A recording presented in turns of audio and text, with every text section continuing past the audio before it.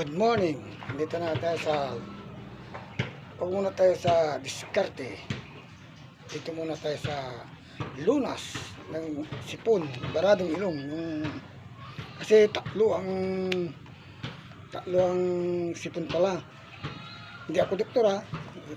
Sa akin lang ha. Basta alam ko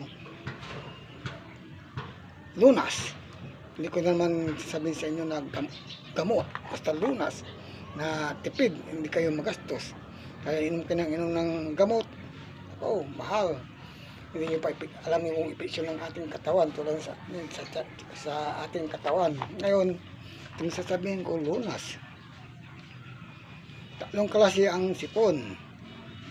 May sipon hanggang dito, hanggang dyan, at mayroong hanggang dito lang, hindi umabot dito sa taas. Ito ay aking palangya na pag-alaman na hindi ako doktor. Pero kahit na sinong tao, doktor man o ano, basta na sinisipon, siguro gagawin niya ito dahil hindi inom ng gamot. Ang una kong sasabihin, hindi inom ng gamot. Kahit na kung tawag doon. Kasi para makatulong tayo sa mahirap dahil tag-ulan ngayon. Kaya kung kayo ay nasubukan itong sasabihin ko at wala, i-share nyo na lang para i-share nyo kahit sa buong mundo kung gusto nyo i-share. Basta makatulong tayo dahil sa hirap, mahal pa ang gamot. Kaya na-discover ko rin na sa akin ay makatulong sa ating mga kababayan. Huwag muna tayong diskarte dahil maraming dumidiskarte. Pero ito, sasabihin ko, tatlong klaseng sipon. Sipon hanggang dito, may sipon hanggang dito lang. Yung saka siponan yung anong tawag doon? Yung parang natutuyong ka dito. Dahil yung na-discover ko pala, yung tubig sa ating katawan, dito sa, simula dito, sa ulo. Pag tayo ay nabasa, aakyat yung init. Kuminsan hanggang dito lang. Kaya dura ka ng dura, nagamagang dito ka mo, hanggang maubusan ka ng tubig. Yung dura ka ng dura, hanggang magkakaroon ka ng parang tonsil. Ang tawag doon, tonsil. Hanggang dito lang, dura ka ng dura. Pero pag umabot dito, sa ilong lang, umabot hanggang dito. Paggabi, naabutan ka ng sipon. Hinga ka na hinga. Yung talagang ilabas mo lahat, yung nasa ilong mo. Matutuyuhan ka rin. Tutuyo yung ilong mo, talagang wala nang lalabas. Pilit mo pa rin. Hinga mo ng hinga. Kaya, ang ano doon, magkakaroon ka ng baradong ilong. Pag natutulog ka na, nakahinga ka, hindi ka makahinga dahil parado talaga inom ka ng gamot. Kailangan mo inom ng gamot. Huwag kang inom ng gamot.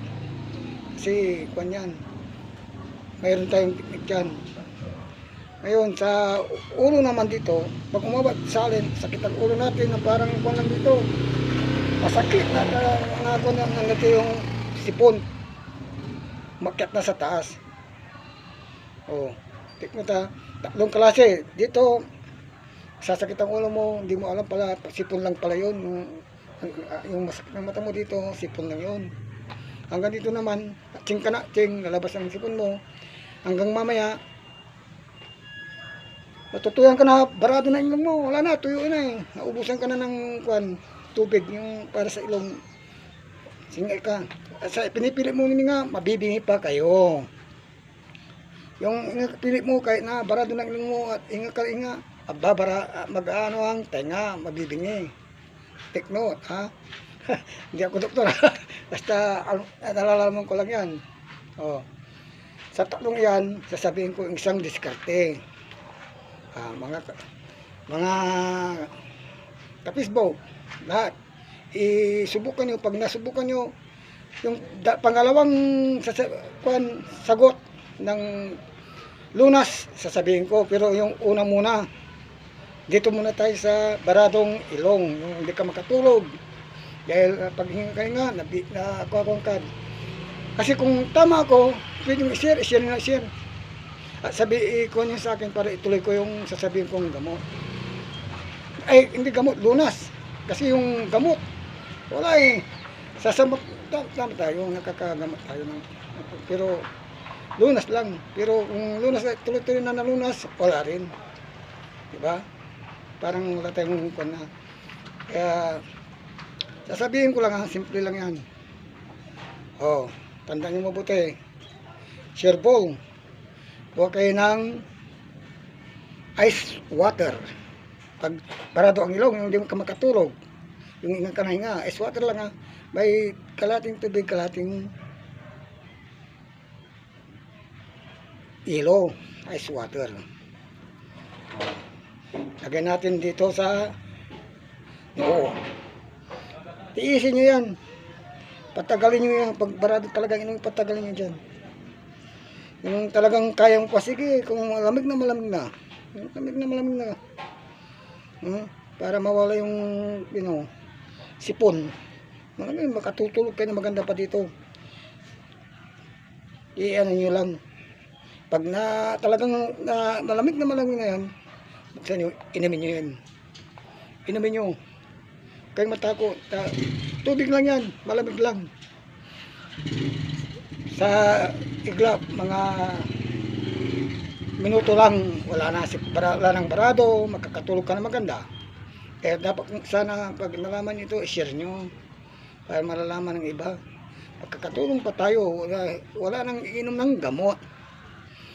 Pag i-share yan, dahil tama, hindi tama yung sinasabi ko, huwag nyo i-share. Pero pag i-share nyo, para ikalat nyo, para makatulong tayo sa mahirap na katulad natin yung walang mahalang gamot kasi.